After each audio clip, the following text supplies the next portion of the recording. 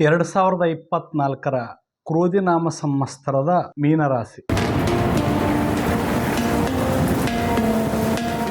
ಮೀನರಾಶಿಯವರು ಈ ವರ್ಷ ಗುರು ವರ್ಷಾರಂಭದಿಂದ 1/5/2024ರವರೆಗೆ ಎರಡನೇವನಾಗಿದ್ದು ಅಂದರೆ ಮೇಷರಾಶಿಯಲ್ಲಿದ್ದು ವರ್ಷದ ಪೂರ್ವ ಭಾಗದಲ್ಲಿ ಉತ್ತಮವಾಗಿರ್ತಕ್ಕಂಥ ಫಲವನ್ನು ನಿರೀಕ್ಷಿಸುವಂಥದ್ದಾಗಿದೆ. ವರ್ಷಾರಂಭದಲ್ಲಿ ಗುರು ಉತ್ತಮನಾಗಿದ್ದು ಸಾಕಾಗಷ್ಟು ಶುಭ ಅನುಕೂಲ ಕಾರ್ಯಗಳೆಲ್ಲವೂ ಜರುಗುವಂಥದ್ದಾಗ್ತದೆ.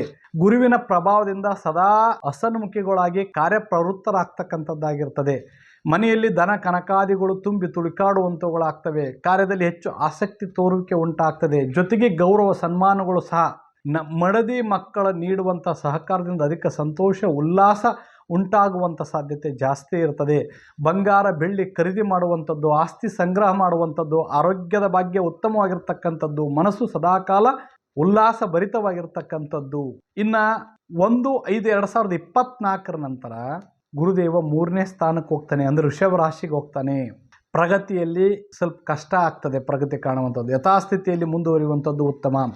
ಅಲ್ಪ ಮಟ್ಟಿನಲ್ಲಿ ಬದಲಾವಣೆ, ವ್ಯಾಪಾರ ವಹಿವಾಟು ತಟಸ್ಥ ರೀತಿಯಲ್ಲಿರುವಂಥವುಗಳಾಗ್ತವೆ. ಹೆಚ್ಚಿನ ಬದಲಾವಣೆ ನಿರೀಕ್ಷಿಸಲಾಗದು. ತಾಳ್ಮೆ ಕಳೆದುಕೊಂಡಷ್ಟು ನಿಮ್ಮ ಕೆಲಸಗಳು ಯಾವುದು ಆಗದೇ ಇರುವಂಥದ್ದಾಗ್ತದೆ. ಚಾಣಾಕ್ಷತನದಿಂದ ವರ್ತಿಸಿ ಈ ವರ್ಷ ನೀವು ಆರಂಭಿಸುವಂಥದ್ದು ಒಳ್ಳೆಯದು. ಮಿತ್ರರ ಸಹಾಯ ಸಹಕಾರ ನಿಧಾನವಾಗಿ ಕ್ಷೀಣಿಸ್ತಾ ಹೋಗುವಂಥದ್ದಾಗ್ತದೆ.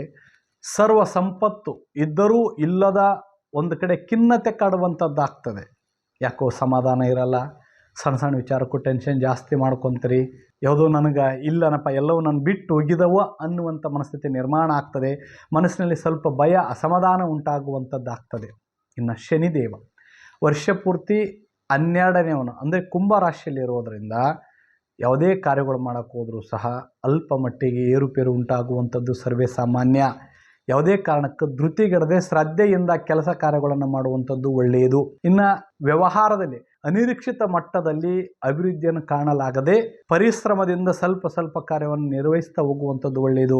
ಖರ್ಚು ಹೆಚ್ಚಾಗ್ತದೆ, ಮನಸ್ಸಿಗೆ ಬೇಜಾರಾಗುವಂಥದ್ದಾಗ್ತದೆ, ಕುಟುಂಬದಲ್ಲಿ ಅಸಮಾಧಾನದ ಕೊರತೆ ಉಂಟಾಗ್ತದೆ, ಅನಾರೋಗ್ಯದಿಂದ ಮನಸ್ಸಿಗೆ ಆತಂಕಗಳು ಜಾಸ್ತಿ ಉಂಟಾಗುವಂಥವುಗಳಾಗ್ತವೆ. ಅಕಸ್ಮಾತ್ ಧನಲಾಭ ಅಲ್ಪ ನೆಮ್ಮದಿ ನೀಡುವಂಥದ್ದಾಗ್ತದೆ.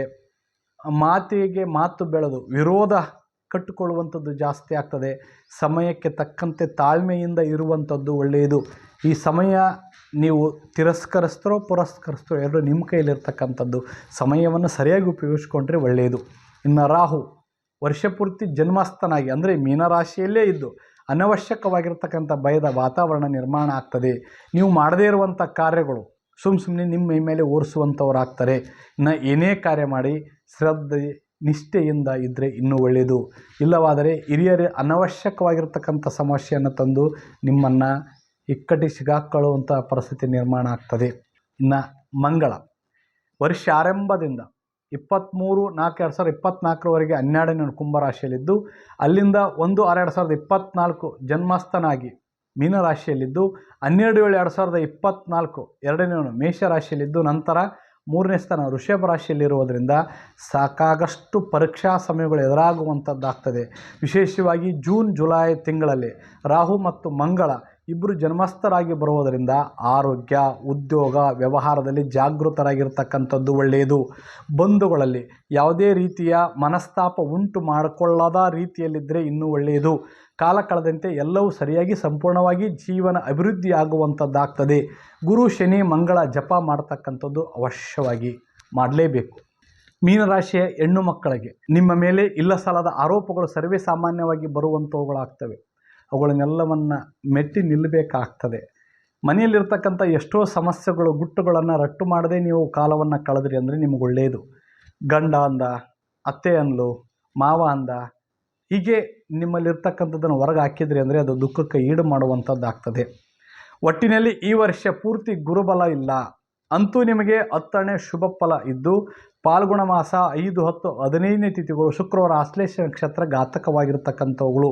ಶನಿದೇವ ನಿಮಗೆ ಆಶ್ರಯದಾತನಾಗಿದ್ದು ಗುರು ಜಪವನ್ನು ತಪ್ಪದೇ ಮಾಡುವಂಥದ್ದು ಒಳ್ಳೆಯದು. ಇಲ್ಲಿಗೆ ಈ ವರ್ಷದ ವರ್ಷ ಭವಿಷ್ಯ ಕಾರ್ಯಕ್ರಮ ಮುಗಿಸ್ತಾ ಇದ್ದೀನಿ. ನಮಸ್ಕಾರ.